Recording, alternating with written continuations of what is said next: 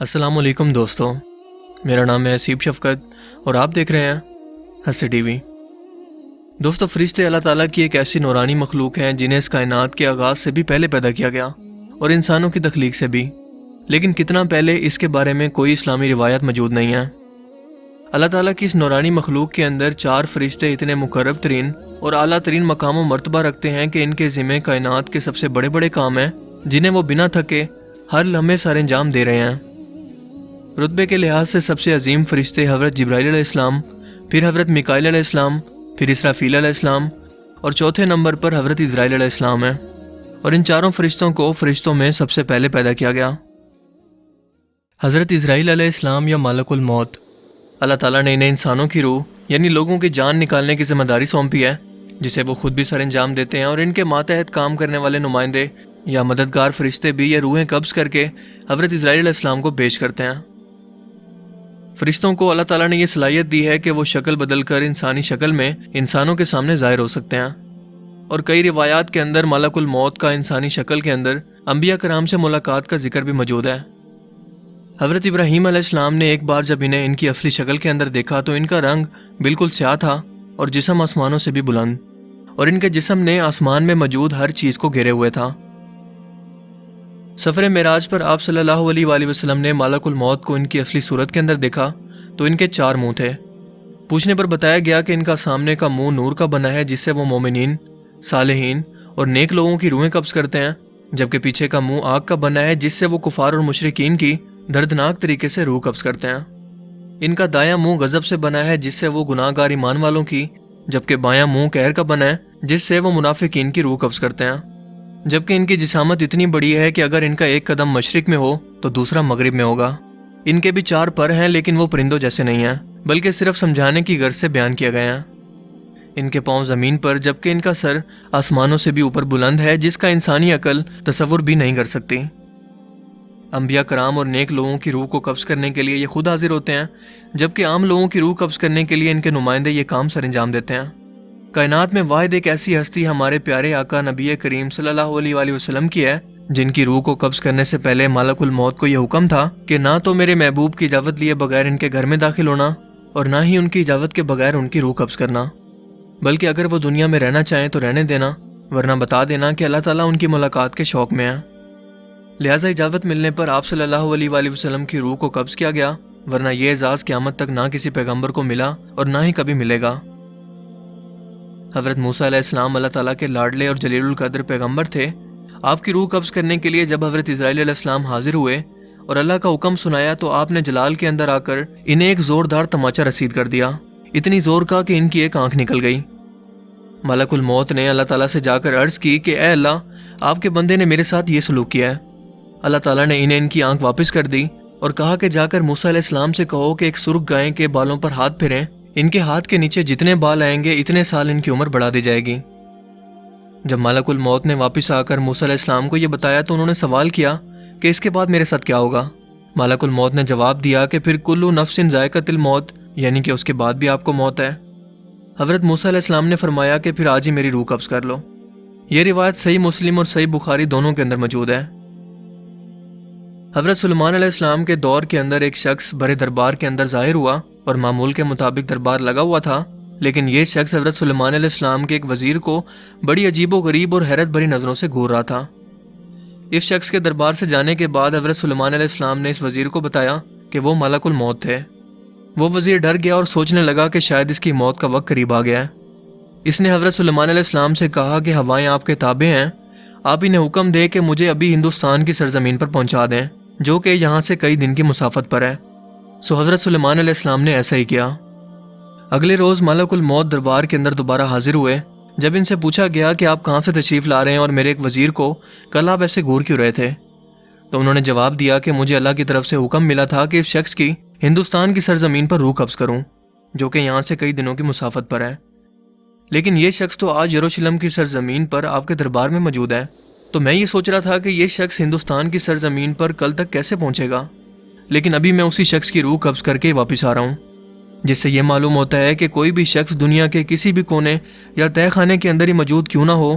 جتنی بڑی بھی 4 دیواری اس کے گرد موجود ہو، یہ نہ تو موت کو روک سکتی ہیں اور نہ ہی ملک الموت کو۔ کیونکہ ملک الموت انسانی جسم جیسی خصوصیات نہیں رکھتے اور نہ ہی ان پر ٹائم لاگو ہوتا ہے اور نہ ہی اس دنیا کے مادی قانون، اسی لیے وہ دنیا کے ہر کونے میں ایک ہی وقت کے اندر موجود رہتے ہیں۔ اللہ تعالیٰ نے ان کے لیے زمین کو بالکل ایک پلیٹ کی طرح ہموار کر دیا ہے، یا پھر انسانی مٹھی کی طرح جس پر وہ جب چاہے جیسے چاہے ہر وقت پہنچ سکتے ہیں۔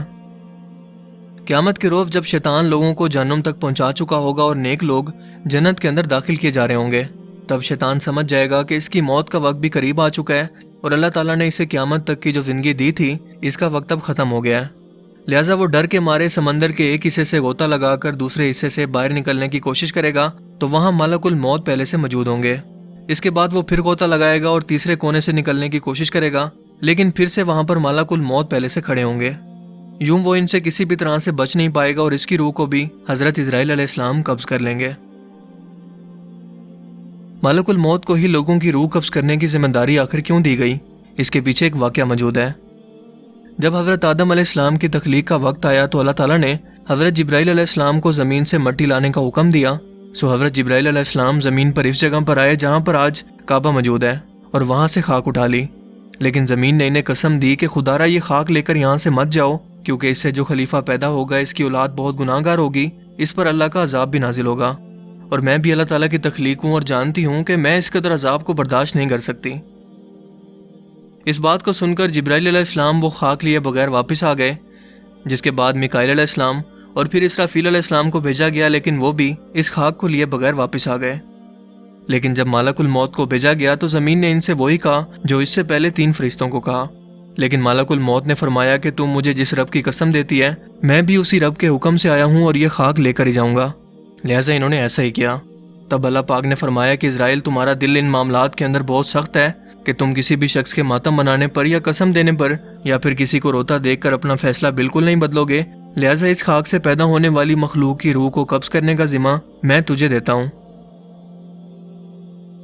حضرت اسرائیل نے فرمایا کہ اے اللہ پھر تو آدم کی اولاد مجھے اپنا دشمن سمجھے گی۔ اللہ تعالیٰ نے فرمایا کہ فکر مت کرو، میں ہر شخص کے موت کی وجہ مقرر کروں گا، لہٰذا وہ خود کو اس کا قصوروار جانیں گے نہ کہ تمہیں۔ دوستو لفظ اسرائیل عربی زبان کے لفظ ازرا اور ایل سے مل کر بنا ہے۔ ازرا کا مطلب ہے بندہ اور ایل کا مطلب خدا ہے، یعنی کہ خدا کا بندہ، جن کے بارے میں قرآن کریم میں بیان ہے کہ جس کا کام زندہ موجودات کی روح کو قبض کرنا ہے۔ سورہ الانعام کے اندر بیان ہے کہ وہی غالب ہے اپنے بندوں پر اور تم پر نگہبان بھیجتا ہے، یہاں تک کہ تم میں سے کسی کو موت آتی ہے تو ہمارے فرشتے اس کی روح قبض کرتے ہیں۔ اس آیت مبارکہ سے تو ایسا تصور ملتا ہے کہ شاید انسانوں کی روح فرشتوں کو ایک گروہ قبض کرتا ہے، جبکہ ہمیں تو معلوم ہے کہ یہ ذمہ داری صرف ملک الموت کے ذمہ ہے۔ سو پھر اس آیت مبارکہ کا مطلب کیا ہے؟ دراصل اس آیت مبارکہ کا مطلب ہے کہ ملک الموت کے ساتھی اور ان کے نائب جیسا کہ نازعات، سابحات اور ثاقبات، یہ ایک مخصوص قسم کے فرشتوں کے گروہ ہیں جن کی الگ الگ ذمہ داریاں ہیں۔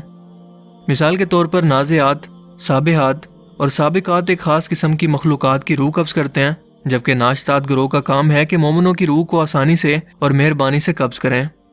جبکہ نازعات کا کام ہے کافروں کی روح کو شدت اور عذاب کے ساتھ قبض کرنا، جیسا کہ قرآن کریم میں بیان ہوتا ہے کہ کافروں کی جان سختی اور عذاب سے نکلتی ہے اور موت کے فرشتے اس کے ارد گرد اور آگے پیچھے احاطہ کر لیتے ہیں، انہیں مارتے ہیں، لیکن مومنین کی جان کو نہ صرف انتہائی مہربانی سے نکالتے ہیں بلکہ باقاعدہ انہیں جنت کی خوشخبری بھی دیتے ہیں۔ اللہ تعالی ہمیں بھی ایسے خوش نصیب لوگوں میں شامل فرمائے۔ دوستو قانون قدرت ہے کہ دنیا و کائنات کی ہر ایک چیز کو موت آنی ہے سوائے اللہ تعالیٰ کی ذات کے، جس دن ہر زندہ چیز فنا ہوگی۔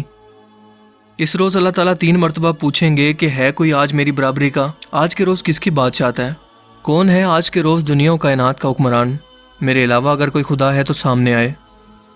جب اللہ تعالیٰ کی پیدا کردہ ہر مخلوق کو موت آ جائے گی تو صرف 4 فرشتے موجود ہوں گے، لیکن ملک الموت ایک ایک کر کے باقی 3 فرشتوں کی روح کو قبض کریں گے، یعنی کہ جبرائیل علیہ السلام، میکائیل علیہ السلام اور اسرافیل علیہ السلام کی روح کو،